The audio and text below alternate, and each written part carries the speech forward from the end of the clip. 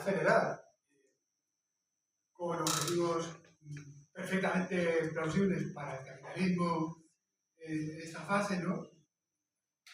Y como vemos, pues está siendo usada en la geopolítica, pues para intentar dominar el mundo, nada menos, ¿no?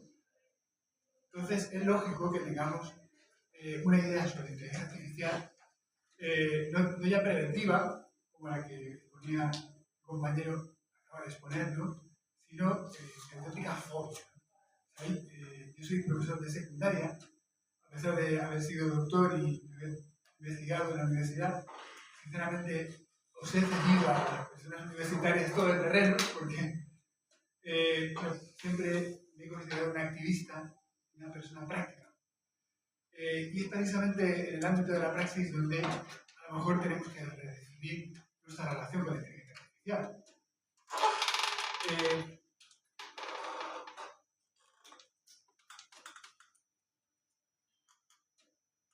El término de pedagogías bárbaras tiene que ver con las proyecciones que se ha hecho desde la filosofía, una parte de la filosofía, acerca de la pedagogía como si fuera su enemiga.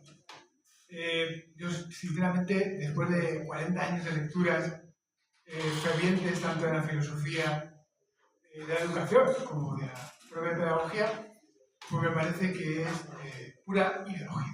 Es decir, hay libros que habéis leído porque se han hecho muy famosos, como Escuela o Barbarie o Escuela y Libertad, que pretenden convencernos de que la ilustración es lo contrario de la pedagogía. Es su antítesis. E incluso se llega a imaginar que la pedagogía pretende destruir el pensamiento filosófico. Creo que esa manera de dualizar ignora pues, lo que nos enseña la propia filosofía. Escuela y libertad. Pues mira, yo a esto respondo. ¿Qué sistema educativo organizó el liberalismo desde el siglo XIX? El liberalismo es el sistema político que ha organizado nuestro sistema educativo, al menos en Europa y en España. Un sistema dual y clasista que desde el principio destina a la clase trabajadora a estudiar enseñanza obligatoria y punto, y reserva la enseñanza superior e incluso media a las clases o bien privilegiadas o bien aspiracionales, ¿no? Lo que ahora se llama la clase media aspiracional. Un sistema androcéntrico que destinaba a las mujeres a esa enseñanza primaria, alargada ahora por la enseñanza secundaria obligatoria, primero como alumnas y después como maestras, ¿no? Y un sistema heteronormativo, en el cual no cabía las disidencias de género, no cabía la diversidad de género. Es algo que se vive todavía en los institutos públicos, donde las personas lesbianas, gays, queer, etc., no se pueden manifestar públicamente porque inmediatamente van a ser sancionadas por el entorno, ¿no? Y es que, claro, es que las nuevas generaciones son mucho más homofóbicas que antes. Yo tengo edad suficiente como para haber comprobado que homofobia la ha habido siempre. El problema no es ese, el problema es que el sistema no convierte en parte del currículum en algo que debe enseñarse esa diversidad. Si no se debe enseñar esa diversidad, debe ocultarse. La ilustración oscura, a mi modo de ver, es una versión post-marxista de la ilustración blanca, patriarcal y supremacista. Es decir, que lo que ya era antes la ilustración, ahora digamos que lo es de manera vanidosa, ostentosa y con una cuota de imperialismo quizá un poco mayor, pero no mucho mayor, después de todo lo que hemos vivido. La dialéctica no ocurre pues dentro de las propias élites. No son las propias élites las que se enfrentan. No se enfrenta el Partido Demócrata con el Partido Republicano. Un montaje, un escenario. Lo que se enfrenta no es la élite liberal que aspira a que su a sus criaturas vayan a la Ivy League, ¿no? No es esa la clase que se está enfrentando con el tecnofeudalismo, los dueños de las tecnologías en la actualidad. Porque hace poco se presentaban como lo contrario. O sea, algunos de ellos, hace pocos años, se presentaban como señores salidos de la Universidad de la Ivy League. De lo que se trata, pues, es lo que está en cuestión y a lo que tienen miedo las élites blancas ilustradas es a que se cuestione la meritocracia. A que se ponga en cuestión la meritocracia, que es lo que hace la pedagogía. Cuando yo hablo de pedagogías bárbaras me refiero pues a las pedagogías críticas en el siglo actual, en el momento actual, no solo la pedagogía de Freire o de esos profesores norteamericanos que yo respeto y leo, que enseñan en universidades, muchas veces de élite también. Creo que las pedagogías críticas desde la clase dominante sí que son una contradicción, porque nacieron desde el principio con unas raíces culturales en el marco de la lucha de clases para ponerse de parte de las mujeres, reivindicando la genealogía femenina y feminista, las clases trabajadoras, a través de talleres y laboratorios. Por cierto, la palabra laboratorio obviamente está relacionada con la clase trabajadora por etimología. Los márgenes, la fiesta del mundo al revés, el carnaval. Mi primera investigación seria fue sobre Mijaíl Martín, el elogio de la locura, frente a las rutinas de la dominación. No hay nada más dominador que imponer rutinas que privan de energía a las personas que participan de ellas. Y por supuesto también los orígenes. Los pueblos originarios, conquistados o minorizados, nos han transmitido prácticas perfectamente vivas, perfectamente reconocibles, que son muy distintas, aunque han cambiado, de los sistemas de pensamiento y poder centralizado. No son las mismas que hace 50.000 o 150.000 años, pero sí que proceden de los orígenes de nuestra especie y nos reivindican como especie. Menos mal. Tenemos a personas que nos están mostrando cómo se puede vivir. Las pedagogías bárbaras, pues, se ponen de parte de las personas bárbaras, tachadas como tales por la Ilustración y por el eurocentrismo que se adueñó del planeta hace poco tiempo. Le cuesta soltarlo, cuesta soltarlo, está costando mucho. Es decir, la descolonización evidentemente no ha acabado, es un proceso que queda mucha tarea por hacer. La cultura libre, a modo de ver, que ya conocen el software libre, es un opuesto del tecnofeudalismo. El software libre y la cultura libre han procedido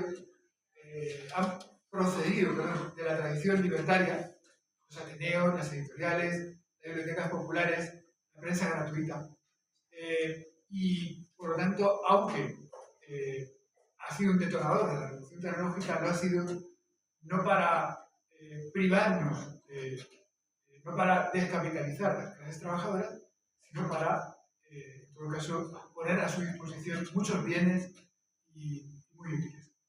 Internet y las redes de creación de contenidos han producido cultura con un nuevo sistema de licencias, Creative Commons, copyleft, que reconoce la autoría y permite la reutilización. Además, han ampliado el poder del cooperativismo por medio del código abierto, sin el cual hubiera sido imposible la revolución tecnológica. Bueno, New Linux contra Microsoft, ¿no? Es realmente una épica que funcionó. Sin embargo, esa revolución ha sido reabsorbida por el capitalismo. Las grandes corporaciones, especialmente Google, pero también Facebook, Meta, OpenAI, han usado el código abierto para crear software privativo y promover la cultura pseudo-libertaria. Pseudo-libertaria porque no es realmente libertaria. Que defiende, como el fundador de Facebook, que el futuro es privado y todo puede convertirse en propiedad, es decir, en su propiedad. Así pues, es perfectamente factible que nos pretendamos hackear la inteligencia artificial y que usemos la misma hacha con la que nos pretenden golpear. Hackear consiste en liberar y devolver al común recursos que se habían privatizado. ¿Se pueden hackear los sistemas de inteligencia artificial? Pues tenemos un problema. Los grandes modelos de lenguaje necesitan ingentes masas de datos para operar. Eso es cierto. No se puede crear un mini modelo de lenguaje y pretender que tenga la misma eficacia. Esos datos se habían hecho públicos a través de Internet y de los medios sociales que han jugado con la ambigüedad de la nueva publicidad y las redes semipúblicas para construir un imperio. Ese ha sido nuestro problema, ¿verdad? Incluso lo dice gente de la ultraderecha. Dice, no, es que les hemos dejado hacer a estos señores tecnofeudales, ¿no? Hasta que se han adueñado el mundo. En vez de descomponer esos agregados, esas masas de datos, ¿no? Disponibles, se pueden usar como herramienta para devolver al pueblo lo que es el pueblo, después de administrarlos, que de hecho ya lo están.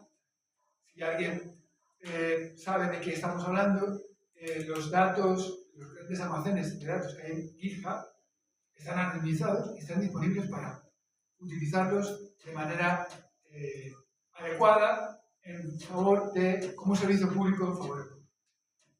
El problema es el alza fascista, la piratería imperial.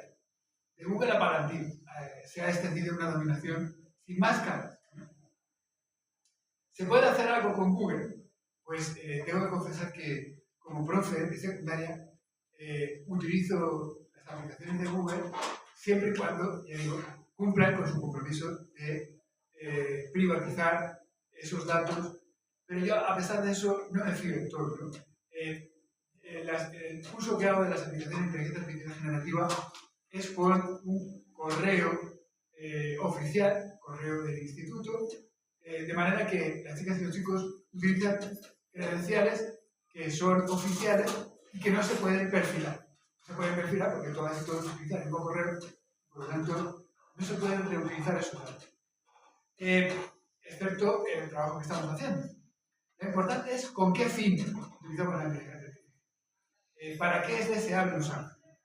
Yo creo que como alternativa al libro de texto, sin duda, para obtener información elaborada y adaptada a cualquier tema, para construir conocimiento sobre el contexto próximo de medios urbanos rurales, sobre los que hay poca divulgación o no están asequibles, para guiar o acompañar la alfabetización en todas sus variantes, escrita o literaria, mediática, digital, ecosocial, para diseñar tareas, y esto es lo más importante, que aseguren el acceso a cualquier persona de acuerdo con el diseño universal.